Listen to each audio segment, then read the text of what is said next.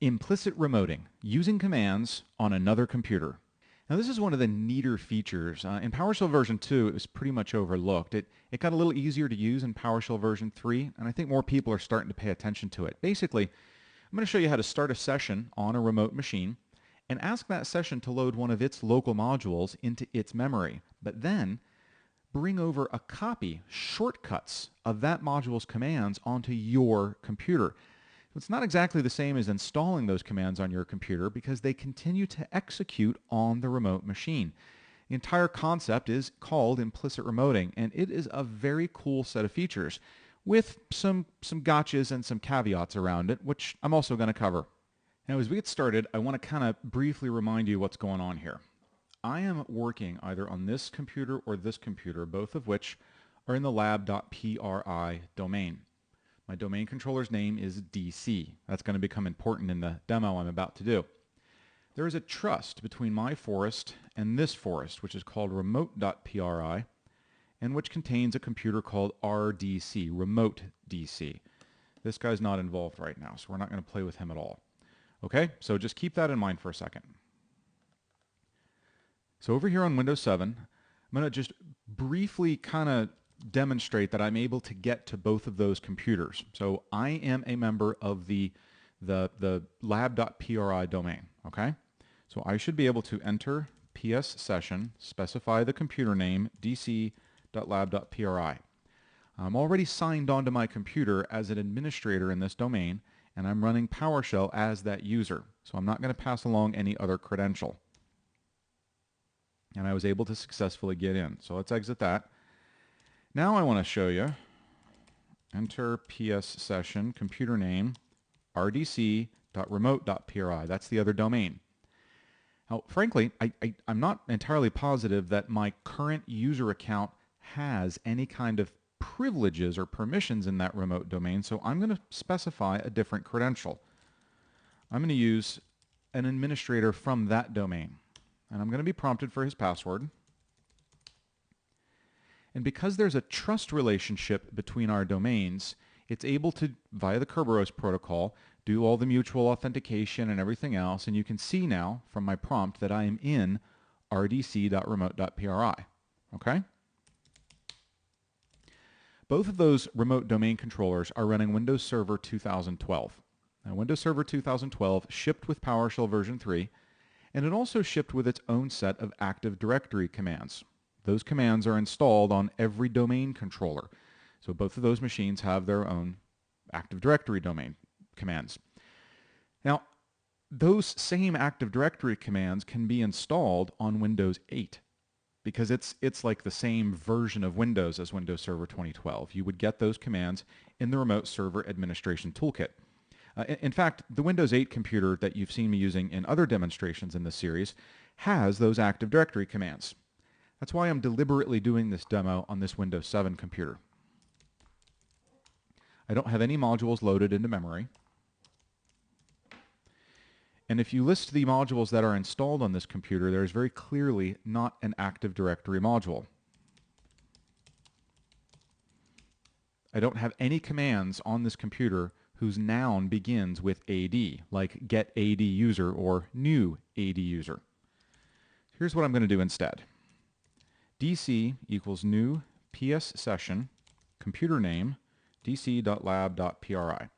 So I'm now establishing a permanent session or a persistent session to my domain's domain controller.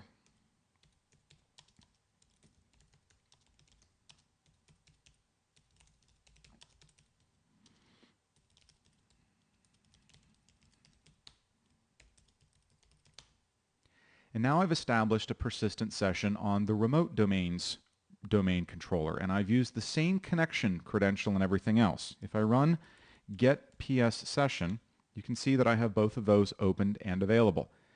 Now here's the fun thing. I'm going to invoke a command, and I'm going to do it on both of those sessions, DC and RDC. The command I'm going to invoke is import module Active Directory. So I'm asking those remote copies of PowerShell to load their Active Directory commands into memory. And you even got to see the little status bar pop up as they did it. Import PS session. I'm going to start with my local session.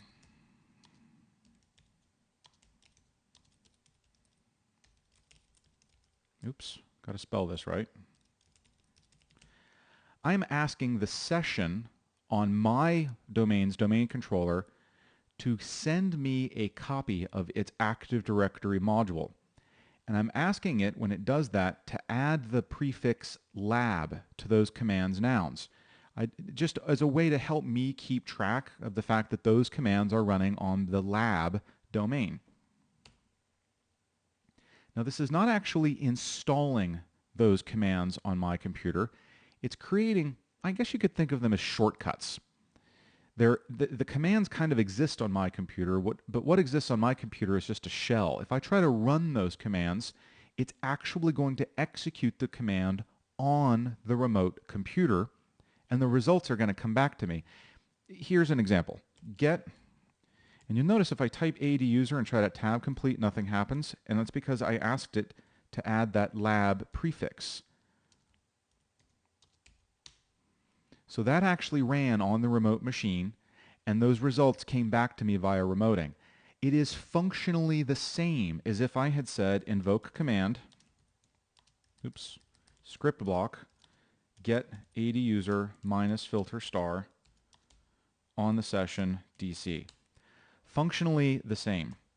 The reason I didn't have to put the lab here is because this entire command is just being sent to the remote computer.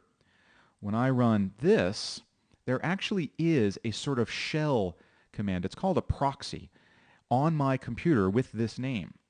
Inside that proxy, it is implicitly remoting the get ADUser command on the remote computer. So let's do this import PS session one more time. This time I'm going to import the RDC's Active Directory module and use a different prefix. So now I can actually run get remote ADUser minus filter star, and I can run get lab ADUser minus filter star. In each case, the command is being sent off to the respective domain controller running locally in that domain using the credentials that I used to spin up those sessions in the first place. If I run get PS session, you can see that both of those sessions are still up and available.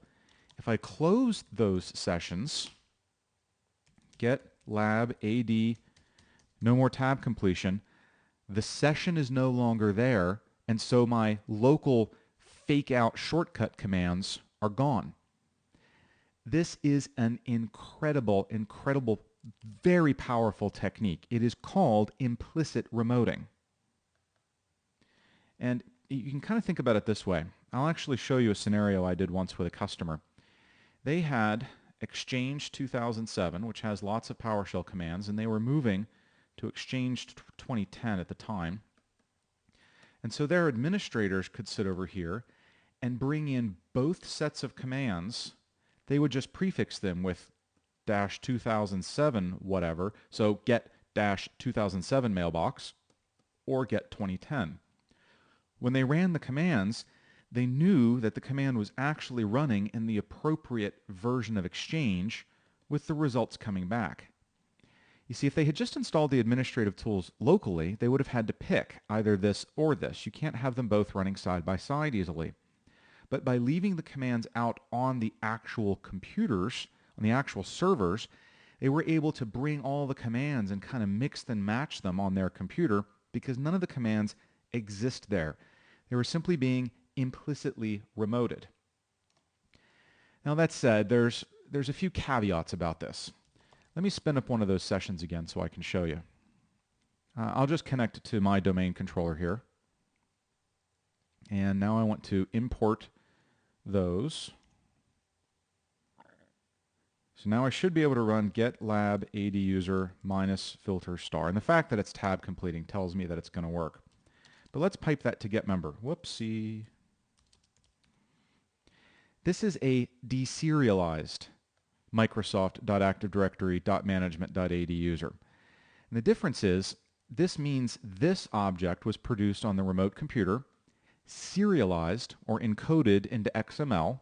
The XML was transmitted across the network. It was received by my computer and deserialized back into an object.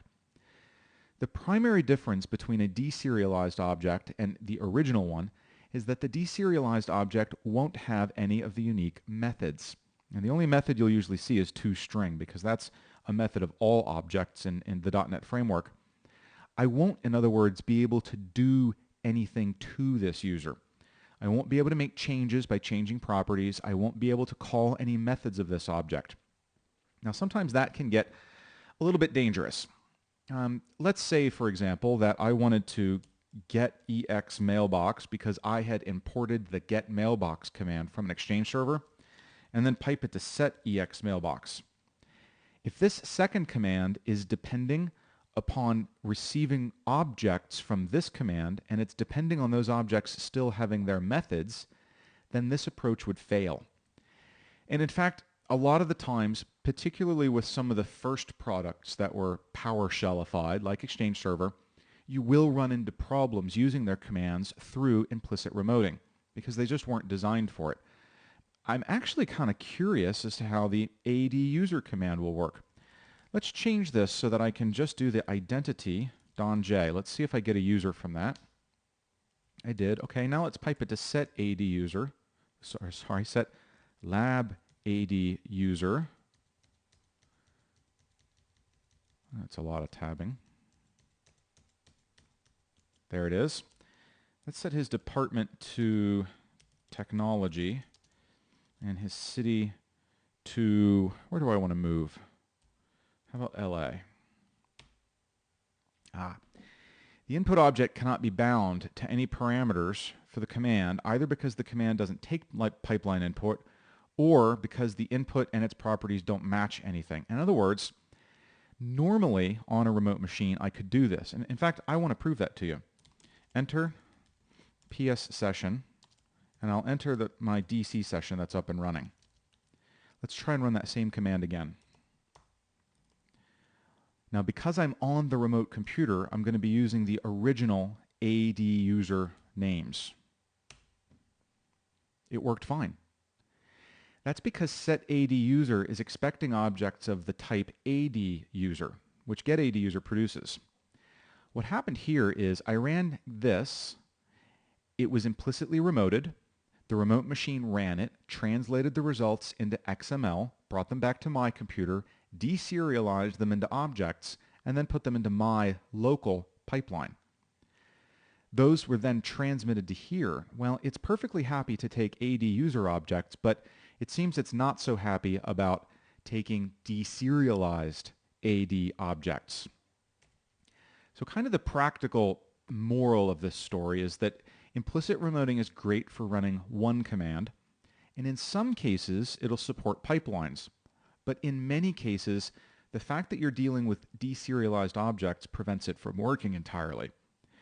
Now when that happens, it's okay. You've got fallback positions. For example, I could have done an enter PS session and come over and done exactly what I did here, and it works fine. Let's exit that. I could also invoke command and say, hey, on that session that I already have up and running, I just want you to run this. I'm going to copy that to the clipboard, paste it in just to save myself a little typing. Maybe I'm not going to paste it in.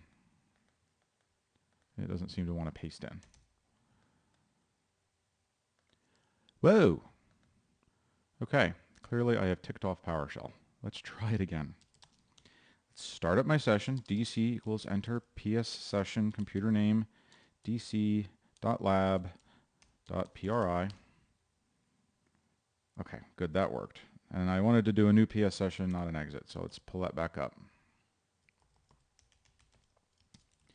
So in addition to entering the PS session, I could say invoke command on the session in DC, and the command to invoke is get ADUser minus identity donj pipe to set ADUser minus department tech. We'll keep it short. And that'll work just fine. So, you know, there's another upshot here too. Let's say I had imported this. Import PS session. Import PS session from the session in DC. Let's put the prefix lab, and let's only grab the Active Directory module. And can we do get lab AD user minus filter star?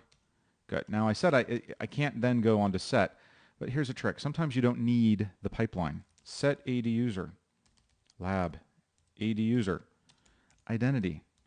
I can put the identity here. I can specify Don J, change his department back to IT. There's no need for me to do a get and then pipe to a set in this particular instance. So anyway, the upshot is that while implicit remoting is really, really nice, expect it to not be 1 bazillion% functional. Some things just don't work with it. I've run across a couple of instances. I'll mention another one here just so that you kind of have an idea. Let's do a help on set lab AD user. This is a neat thing. It's actually got the help too. So it's going over to the remote machine, getting the help, and that's why it took it just a second to pull it over. Anyway, on set AD user, you'll notice that there, and it shows you the real command name here without the prefix I added. You'll notice that you've got all these parameters for description and department and so forth. That covers most of the commonly used properties in Active Directory, but it doesn't include all of the properties supported by Active Directory. There's another parameter in here somewhere. I guess it's actually a set. You can specify properties to remove, properties to replace, and you do that by passing a hash table. That's the little @ sign with the curly bracket thing. There's also an add to add new ones. My experience has been those hash tables don't get correctly done up. So you can't really use those particular parameters through implicit remoting, at least not in the current version of the product. You know, it's something people mention, and I'm sure someone at Microsoft goes, dope, facepalm, and then they get it fixed in a later release at some point. I wanted you to just be aware that it's not all, you know, roses and unicorns here. There's some places where it doesn't work, but the implicit remoting is still a very cool thing. Now, talking about PowerShell version 3 here on my Windows 8 computer, everything I just told you is all still true. The only difference is they made it a little bit easier for you to do that implicit remoting stuff. I still have to start with a session.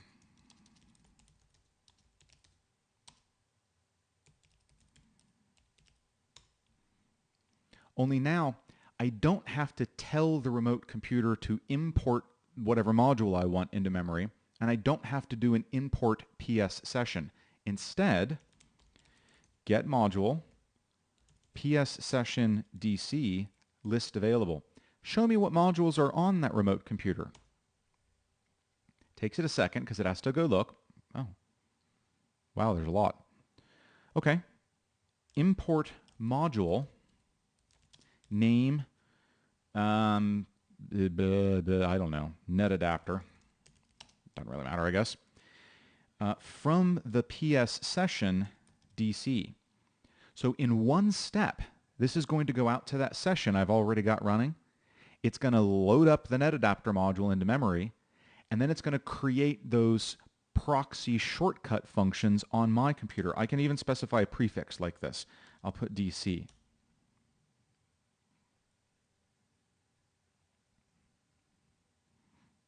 Failed to generate the proxies. Files cannot be loaded because the running of scripts is disabled on this system. Ha! That's an awesome error. I'm glad we got that. I have got my computer configured to not allow script execution, which is actually the default for Windows PowerShell version 3. We're going to talk a lot about the security later, but it's probably a good idea if I want to do this demo for us to set it. So let's set this to remote signed, which is for right now a good safe place to be. And we'll try and reload that remote module. See, those little proxy shortcut functions are actually in a script that it dynamically just created. So now if I run get module to see what's in my memory, I've got this netadapter script module that's actually pointing to a different computer. So I loaded those with a prefix, right? So instead of get netadapter, it's get DC netadapter. But I want to show you something. Import module, netadapter. Get module. I got two. I have the net adapter that lives on my computer because Windows 8 has that same module. So I can run get net adapter. Those are my local adapters, and I can run get DC net adapter. And those are the adapters on that remote computer. If I do the first command and pipe it to GM, you can see that this produces objects of the type blah, blah, blah, blah, blah, all that. If I do get DC net adapter and pipe it to GM, it's the same thing, but it's just been deserialized. Now in this case, because it's a sim object, I actually get a lot of good stuff out of it still. I can probably use this for a lot of cool things. But again, this ability to implicitly remote commands from a remote computer is a very cool thing. What it means in the long term, maybe not now because not every command works perfectly, but in the long term, you don't need to install the administrative tools on your local computer. You can just consume those commands from a server. And the other neat thing, take the example I just did with Active Directory. I don't know if you're aware of it, but a domain controller has a really high-speed connection to the domain. Well, because it's local on the machine, right? So instead of my computer having to process all that, why not let the domain controller process it? It's the domain controller. Technically, it's going to do all the processing anyway, and then just let it send the results back to me. So it actually can become a more efficient way of administering, too. So that's implicit remoting syntax differences for PowerShell version 3. So there you have it. The basic steps: start up a session, ask that remote session to load one of its modules into its memory, and then create shortcuts to that module's commands on your computer. Add a prefix if you want to help you remember what computer the command came from, and you can mix and match commands from all kinds of different computers in your environment into a single session without ever installing those things locally. Now, there are obviously some caveats and gotchas. Not everything works exactly perfectly every single time, but this is just one set of great tools in your tool belt. You've obviously got others, and in the upcoming nuggets, we're going to cover even more ways that you can use remoting. I hope this has been informative for you, and I'd like to thank you for viewing.